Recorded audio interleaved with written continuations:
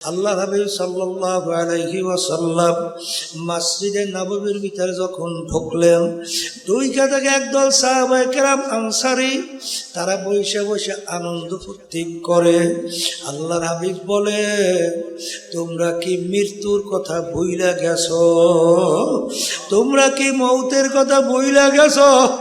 এইমাত্র আমার কাছে জিবরাইল আমিন আসছে,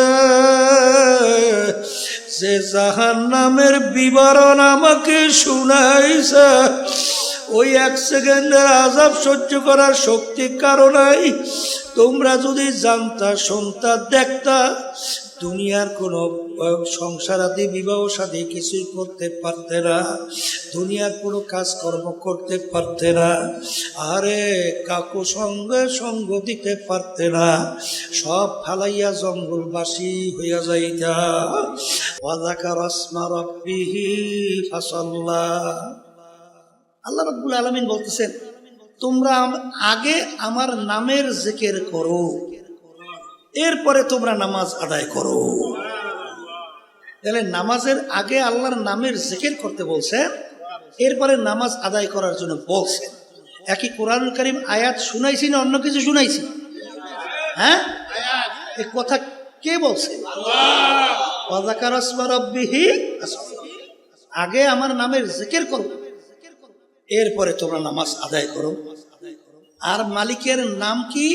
আল্লাহ আল্লাহ আল্লাহ আল্লাহ আল্লাহ আল্লাহ আল্লাহ।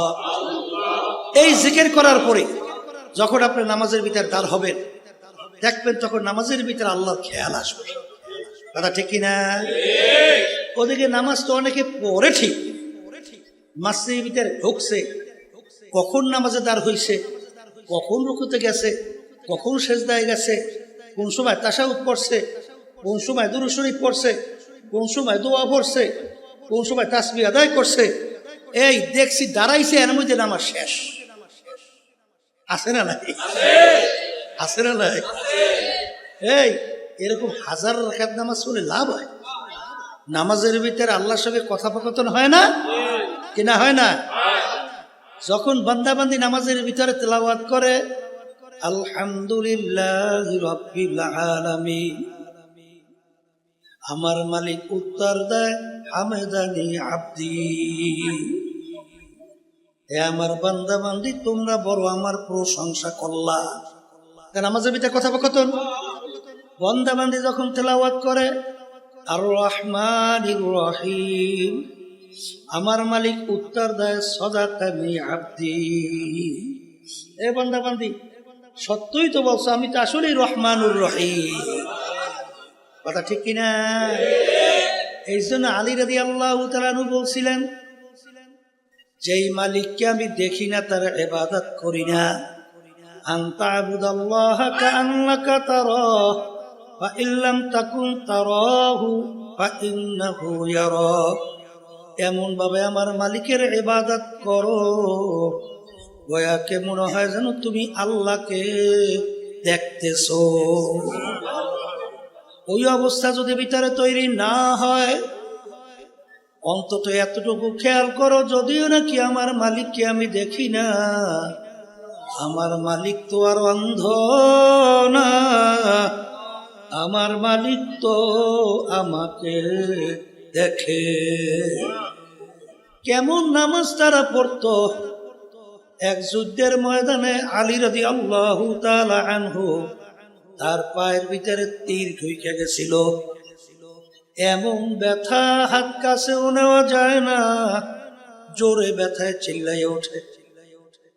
আল্লাহ রাসূল সাল্লাল্লাহু আলাইহি ওয়াসাল্লাম বলেন, আলী যখন নামাজের ভিতরে দাঁড় হবে, তখন তোমরা তীর খুইলা ফেলাইও। এগুলা কি বোঝার জিনিস না বুঝবার জিনিস? না বুঝাবার জিনিস? একই বুঝাইয়া পারা যায় কোনোদিন সম্ভব? তীর হাত কাছেও নেওয়া যায় না, ব্যথায় চিল্লায়। আল্লাহ রাসূল সাল্লাল্লাহু আলাইহি ওয়াসাল্লাম বলে, আলী যখন নামাজে দাঁড় হবে তখন তীর খুইলা ফেলা। কি ব্যাপার? আলী রাদিয়াল্লাহু তাআলা নামাজে দাঁড় হইল,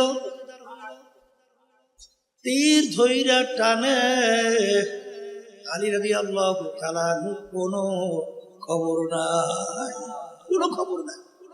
কি নামাজ পড়ছি আর তুমি আর আমি কি নামাজ পড়ি? হ্যাঁ, এই নামাজকে ঠিক করার জন্য তো আল্লাহর জিকির বেশি করা লাগবে, কথা ঠিক না বেটি? আল্লাহর ভয় ভিতরে পয়দা করার জন্য আল্লাহর জিকির বেশি লাগবে, কথা কয় না? যখন বান্দা বান্দে জিকির করে সুবহানাল্লাহ, আলহামদুলিল্লাহ, আল্লাহু আকবার, কি করে কি করে না? লা ইলাহা ইল্লাল্লাহ, কি জিকির করে কি করে না? সুবহানাল্লাহর সময় কি খেয়াল করে? আমি আমার মালিককে ডাকি, আমার মালিক আমার দিকে তাকাইয়া তাকাইয়া আমার ডাকের জবাব দেয়। কি দেয়? জবাব দেয়। এরকম বারবার খেয়ালে জিকির করে, বারবার খেয়ালে জিকির করে, বারবার খেয়ালে জিকির করে, করতে করতে এক সময় যখন আল্লাহর বান্দা বান্দির সামনে কোনো গুনাহ হাজির হয়, যখন গুনার সামনে আইসা যায়, তখন তার ভিতরে খেয়াল আসে দুনিয়ার কেউ দেখে না, আমার আল্লাহ তো আমাকে দেখে। এই খেয়াল ভিতরে পয়দা করার জন্যই তরিকা, এই খেয়াল ভিতরে তৈরি করার জন্যই আল্লাহর জিকির, এই খেয়াল ভিতরে তৈরি করার জন্যই যত তরিকার ঔষধ। পীর সাহেব হুজুরের কাছে ওই যে মুরিদ হইছে না, হ্যাঁ, সরল সোজা বোকাটাই হুজুর খুব মহব্বত করে। অন্যান্য মুরিদেরা বলে ব্যাপার কি, হুজুর বোকাটাকে এত কেন মহব্বত করে?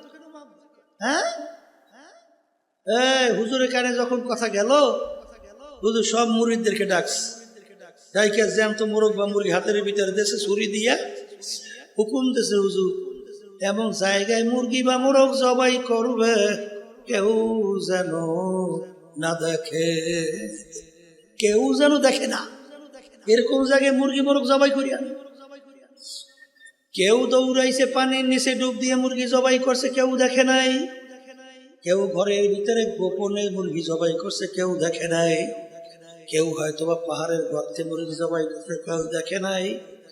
যার যত গোপন জায়গা সব জায়গায় যে মুরগি বা মোরগ জবাই করছে, কেউ দেখে নাই।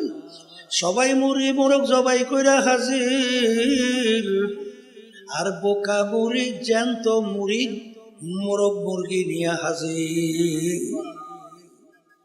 অন্যান্যরা বলতেছে দেখো কেমন সরল সোজা, কেমন বোকা। হুজুর আমাদেরকে হুকুম করলো মোরগ বা মুরগি জবাই করার জন্যে, সবাই হুজুরের কথা মানলো, কিন্তু বোকা তো হুজুরের কথা মানলো না। তখন হুজুর ধমক দিয়ে বলে, বোকা সবাই আমার কথা মানলো, তুমি আমার কথা কেন মানো নাই? তখন ওই বোকা মুড়ি থর থর কইরা কাঁপে, আর দুই চোখ দিয়া বাইয়া বাইয়া টপ টপ কইরা পানি পড়ে, আর বলে হুজুর আপনি হুকুম করছেন এমন জায়গায় মুরগি জবাই করবে কেউ যেন না দেখে। হুজুর আপনার হুকুম পালন করার জন্য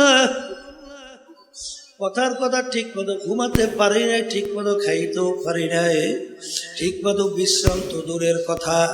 কিন্তু হুজুর আমি যত গোপন জানা মতে জায়গা গেলাম, গোপন জায়গায় তাকাইয়ে দেখি কেউ দেখে না, কিন্তু তাকাইয়া দেখি আমার মালিক, আমার মাসুক, আমার মাওলা আমার দিকে চাইয়া আছে। হুজুর আপনি শর্ত লাগাইছেন এমন জায়গায় মুরগি জবাই করবা কেউ দেখে না। হুজুর আপনি তো শর্ত লাগাইছেন কেউ যেন না দেখে। আমি যেখানেই যাই সেদিকে দেখে আল্লাহ চাইয়া আছে, যেদিকে যাই সেদিকে দেখি আমার মালিক চাইয়া আছে। যেদার দেখতা হো মাই তু হি তু হ্যায়, তু হি তু হ্যায়, তু হি তু। যখন নাকি এই কথা মুরিদ বলল, তখন ওই হুজুর বলতেছেন, হে মুরিদেরা বলছো আমি এই বোকা মুরিদটাকে এত কেন মহব্বত করি? আরে এই জন্যই তো মহব্বত করি, এ আল্লাহর বান্দারা, পর্দালে মা বোনেরা, সবসময় মনে রাখো, আসলে সবসময় খেয়াল রাখবা আমার মালিক আমাকে মহব্বত করে কিনা, আমার মালিক আমাকে ভালোবাসে কিনা, আমার মালিকের সম্পর্ক আমার সঙ্গে আছে কিনা, আমার মালিকের হুকুম অনুযায়ী আমি চলতে পারি কিনা। কে আমাকে ভালো বলে, কে খারাপ বলে, কোনো দরকার নাই। আমার মালিক যদি আমাকে ভালো বলে, এইটাই আমার দরকার। এইটা সবসময় লক্ষ্য রেখে যদি চলতে পারো, আল্লাহর ফজলও করবে। দেখবা আল্লাহর ফজলের তরিকার নেয়ামত অল্প সময়ের ভিতরে আল্লাহ দান করবে। আর যদি তরিকাকে পুঁজি বানাও, আর আল্লাহ মাফ করো, যদি এই তরিকার অনুসার পালন করার পরে বিভিন্ন দুনিয়ার কোনো খেয়াল চাপাও, সবসময় মনে রাখো, মান কানা ইউরিদু হারসাদ দুনিয়া নুতিহি মিনহা। আল্লাহ রাব্বুল আলামিন বলেন, তোমরা যদি আমার কাছে দুনিয়া চাও, আমি তোমাকে দুনিয়া দিয়া দেব। ওমা লাহু ফিল আখিরাতি মিন খালাক। যে কিয়ামতের ময়দানে আর তুমি আমার কাছে কিছু পাবা না। কিয়ামতের ময়দানে হাদিসের ভিতরে আসছে, আল্লাহ রাব্বুল আলামিন সর্বপ্রথম শহীদদেরকে প্রশ্ন করবেন, তুমি আমার কাছে কি নিয়ে আসছো?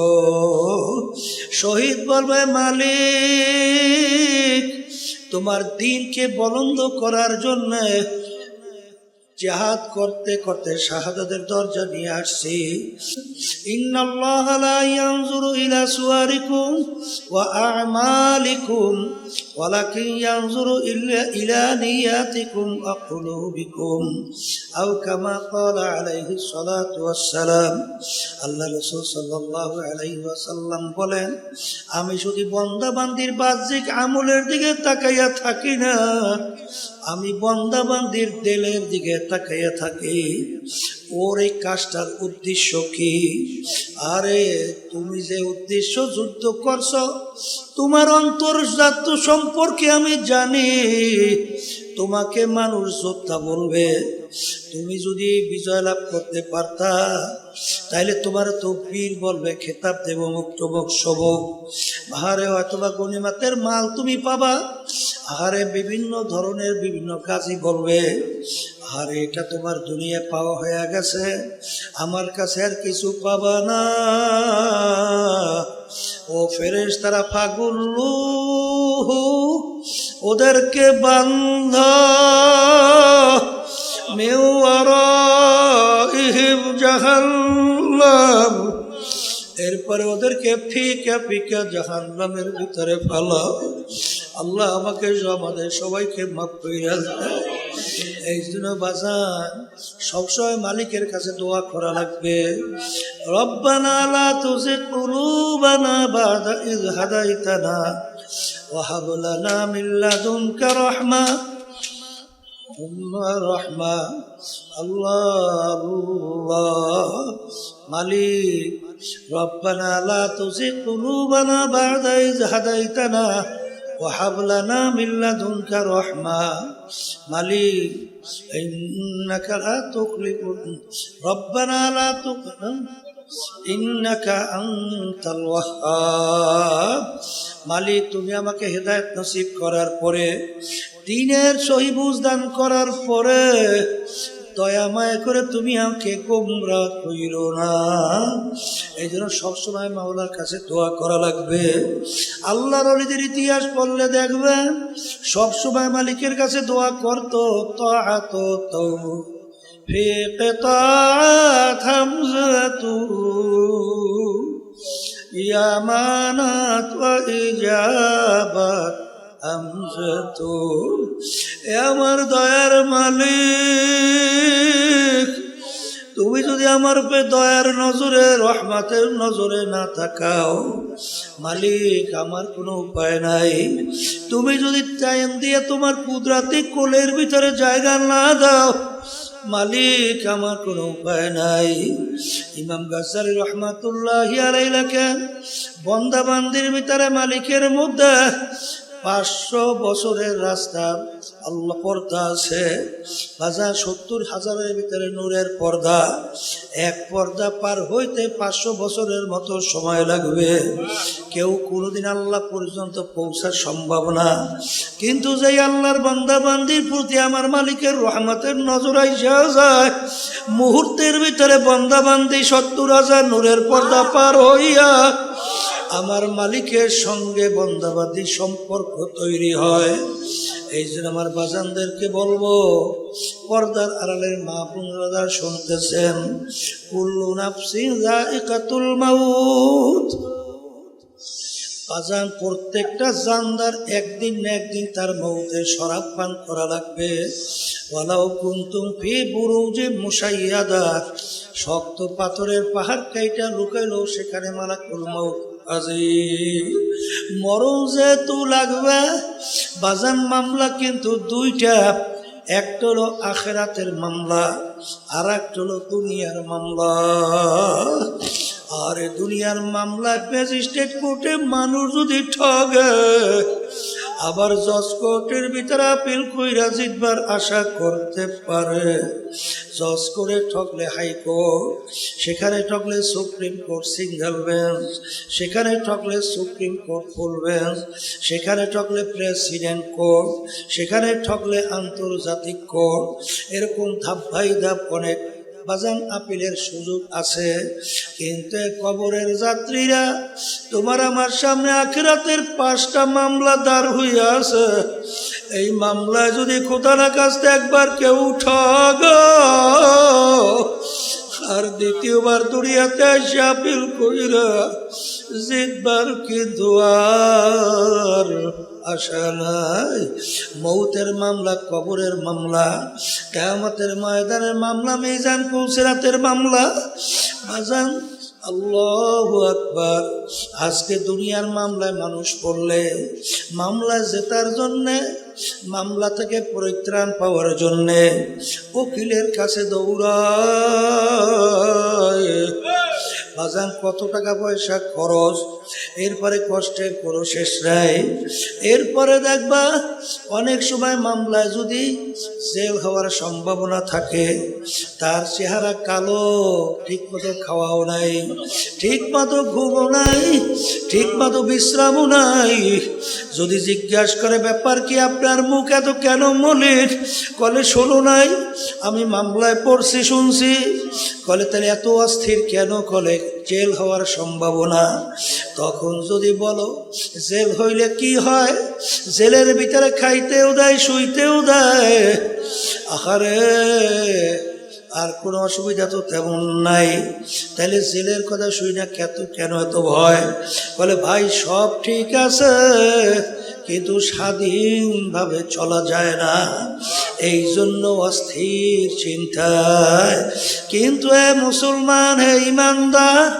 যারা মরবা কবরে যাব যারা আল্লাহকে বিশ্বাস করো আখিরাতকে বিশ্বাস করো বেহেশত জাহান্নামকে বিশ্বাস করো খোদার কাছে এই মামলায় যদি একবার ঠগ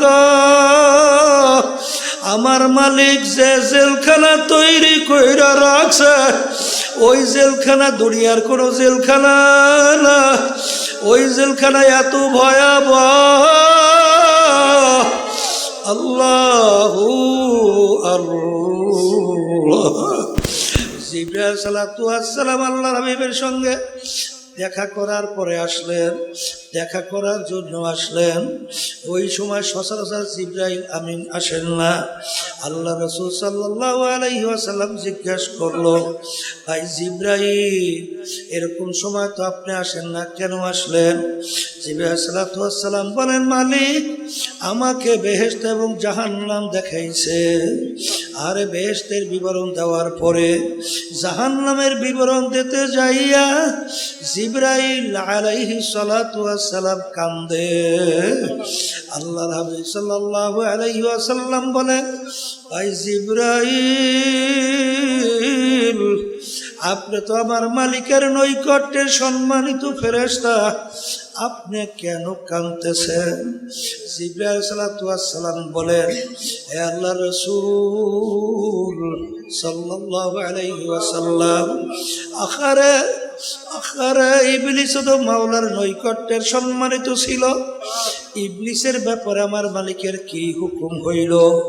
হারুত মারুত তো মাওলার ফেরেশতা ছিল, তাদের ব্যাপারে আমার মালিকের কি হুকুম হইল? আমার তো জানা নাই, আমার ব্যাপারে আমার মালিক কি হুকুম দেবে? এই জন্য আমি কান্দি। এই কথা বলার পর আল্লাহ রাসূল সাল্লাল্লাহু আলাইহি ওয়াসাল্লাম তিনিও কান্নায়। আল্লাহ আমাকে আমাদের সবাইকে মাফ কইরা দেন। আল্লাহ রাসূল সাল্লাল্লাহু আলাইহি ওয়াসাল্লাম তিনি অল্প বয়সে তার দাড়ি মোবারক পাইকে গেল, পিঠ মোবারক গুজা হয়ে গেল। সাহাবায়ে কেরাম বলে, আল্লাহর রাসূল এত অল্প বয়সে আপনার দাড়ি মোবারক কেন পাকলো, পিঠ মোবারক আপনার কেন গুজা হইল? আল্লাহ রাসূল সাল্লাল্লাহু আলাইহি ওয়াসাল্লাম বলে, এ আমার সাহাবারা, আল্লাহ কথার কথা, আমি রাসূল যা দেখি তোমরা তো দেখো না, আমি রাসূল যা জানি তোমরা তো জানো না।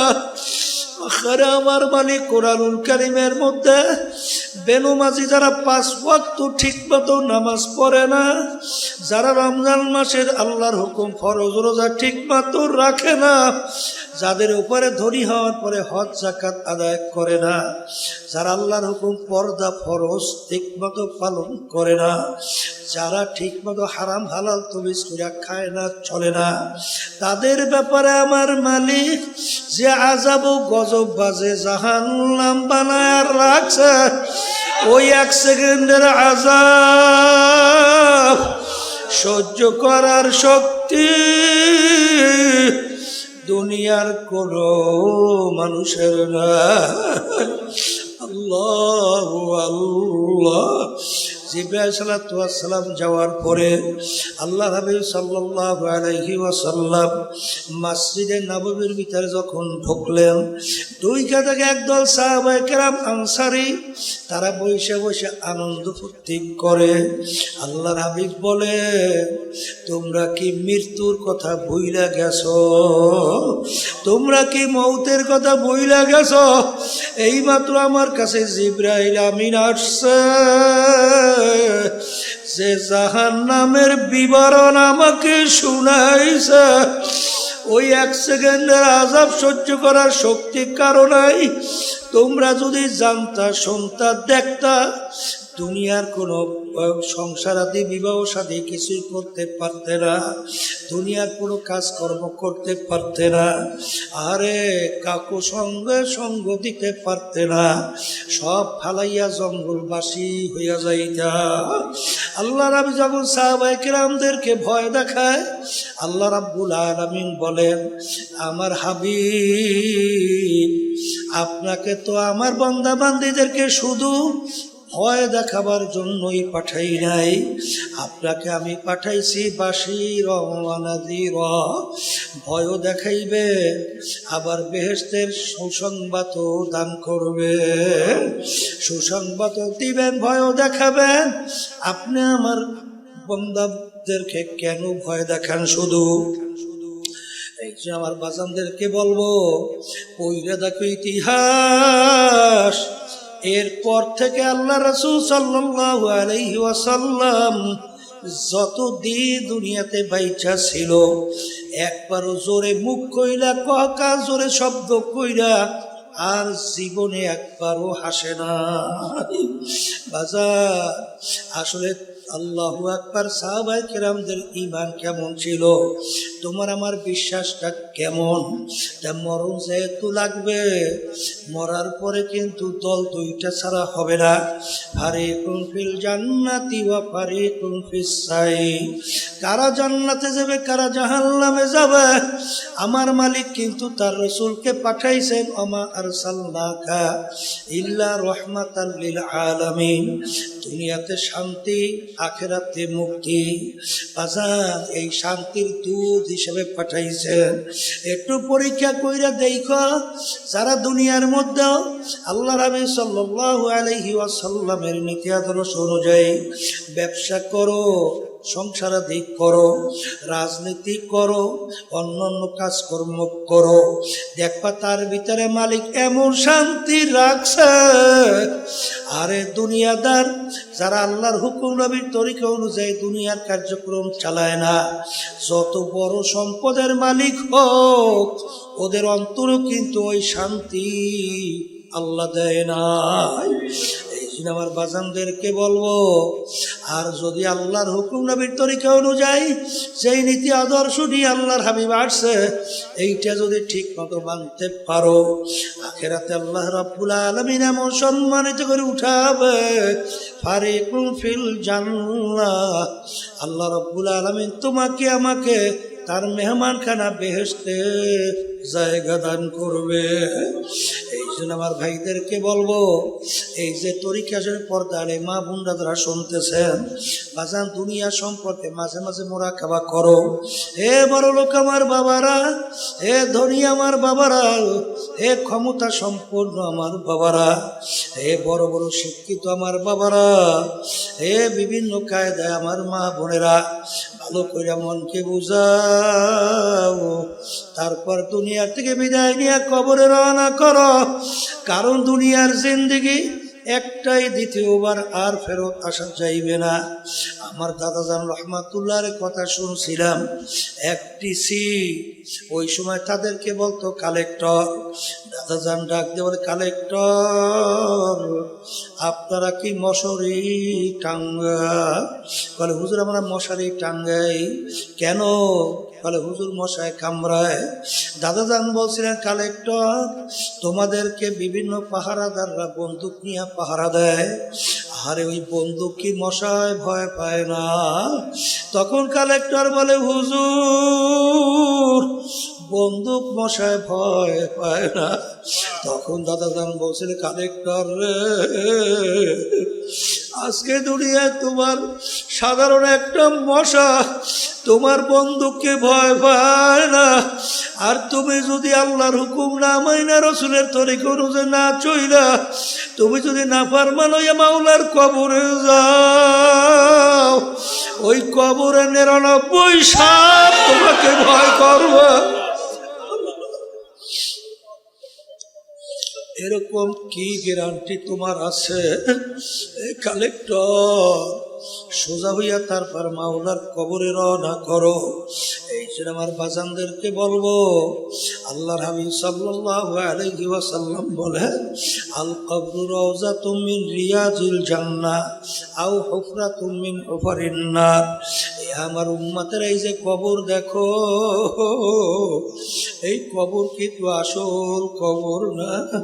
কোন আল্লাহর বান্দা বান্দির জন্য কবর একটা বেহেশতের বাগান হইয়া যাবে। আল্লাহ আপনি আমার জন্য, আমাদের সবার জন্য কবুল করে নিয়ে। আল্লাহর হাবিব বলেন, আমার উম্মতেরা কোন নাফরমানের কবরের ভিতরে আল্লাহ জাহান্নামের আগুনের টুকরা, জাহান্নামের আগুন এসে বইরা যাবে। আল্লাহ আমাকে আমাদের সবাইকে মাফ কইরা দেয়। হে মুসলমান, হে ইমানদার, আমি বলি নাই, আল্লাহ রসুল বলছেন, আমরা শুনাইতেছি, কে মানবেন কি জানি না, কিন্তু বাজান আল কবরু রাওযাতুম মিন রিয়াজিল জান্নাহ আও হুফরাতুম মিন হুফারিন নার। কারো কারো কবর জাহান্নামের আগুনের কুয়া হবে। আল্লাহ রাসূল সাল্লাল্লাহু আলাইহি ওয়াসাল্লাম বলে, আল কারো কারো নাফরমান কবরের মধ্যে 99 তিন্নিনান লাউ নুফিকা ফিল আরদি মা আনবাতাত খাদরা। কোন নাফরমানের কবরের মধ্যে একটা না দুইটা না 99টা বিষাক্ত সাপ জমা হইয়া যাবে। সাপ এত বিষধর হবে, আরে যদি দুনিয়ার ভিতরে মুখ কইরা ফুক দিত, গাছপালা মাথা জাগাইতে পারতো না। কিয়ামত পর্যন্ত নাফরমানকে সাপ পেঁচাইয়া পেঁচাইয়া ঠুকরাইতে থাকবে। আজান, এই আযাব সহ্য করা যাবে না। আরে কবরের মাটিকে আল্লাহ হুকুম করবেন, দুই পাশ থেকে এমন ভাবে চাপ দাও, এক পাজরে হাড্ডি অন্য পাজরে মিশাইয়া দাও। আল্লাহ আপনি আমাকে আমাদের সবাইকে মাফ কইরা দিয়ে কিয়ামতের ময়দানে নাফরমান উঠবে। সূর্য আজকে দুনিয়ার থেকে 9,30,00,000 মাইল দূরে, যেদিকে তাপ বেশি উপরে, তাপ কম নিচের দিকে। আরে দুপুরের সময় গরমে যখন এই ঠান্ডা জমিনে তাপ দেয়, তোমার আমার কলিজা শুকাই অস্থির হয়। কিয়ামতের ময়দানে গাছ নাই, ঘর নাই, বাড়ি নাই, পানি নাই। আহারে তামার জমিন, এক হাত বা সোয়া হাত মাথার উপরে আমার মালিক সূর্য উপর কইরা ছাইরা দেবা। আমার মালিক বলবে, সূর্য তোর ভিতরে যত তাপ সারো না পারমান বুঝো আমি মাওলা কেমন।